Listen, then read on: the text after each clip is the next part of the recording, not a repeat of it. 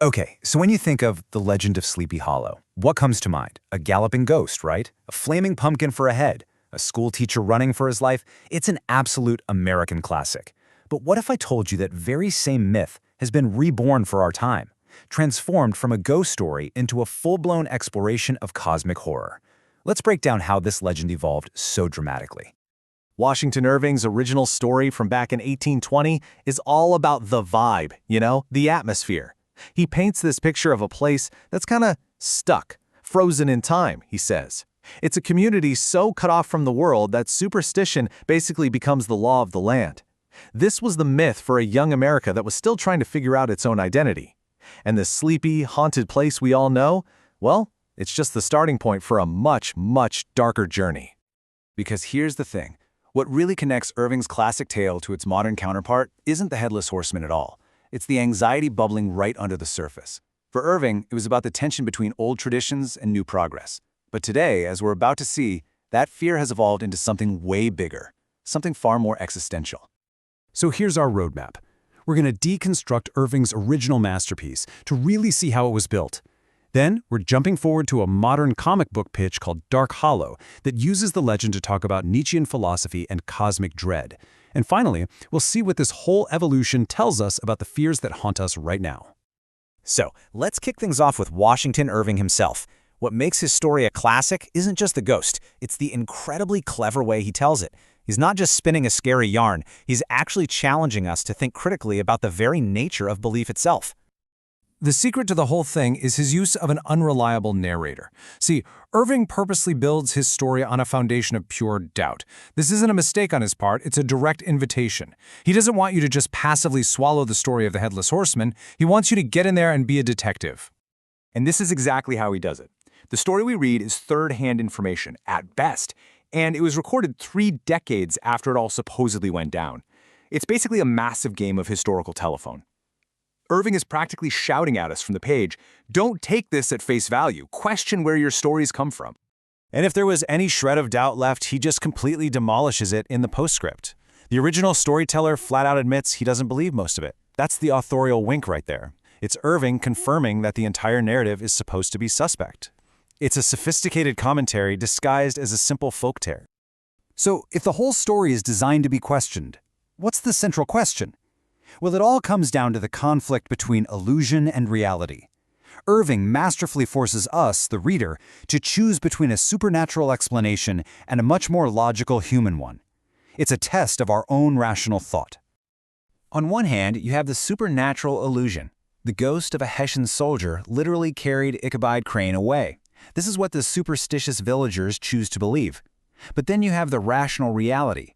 Ichabod's rival, a guy named Brom Bones, probably just dressed up as the horseman to terrify him out of town. And this is the smoking gun, the smashed pumpkin. That one detail grounds the entire fantastical story in reality. It's the physical clue that tells us the spectral head was probably just a vegetable thrown by a clever prankster. The horror wasn't a ghost, it was a person exploiting superstition. And this idea that the real horror is human-made is the perfect bridge to our modern story.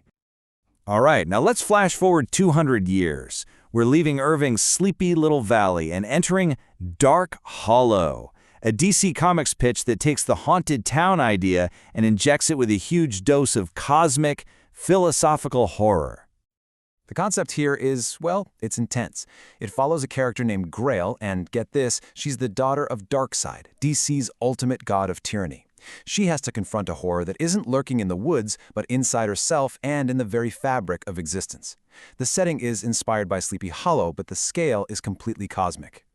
This vision really redefines what horror can be. The terror in Dark Hollow isn't about a monster jumping out at you. It's that slow, dawning realization that the universe does not care about you. It doesn't care about good or evil.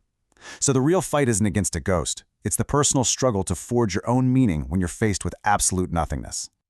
And to build this kind of horror, the creators use a very specific, very heavy-duty toolkit, the philosophy of Friedrich Nietzsche.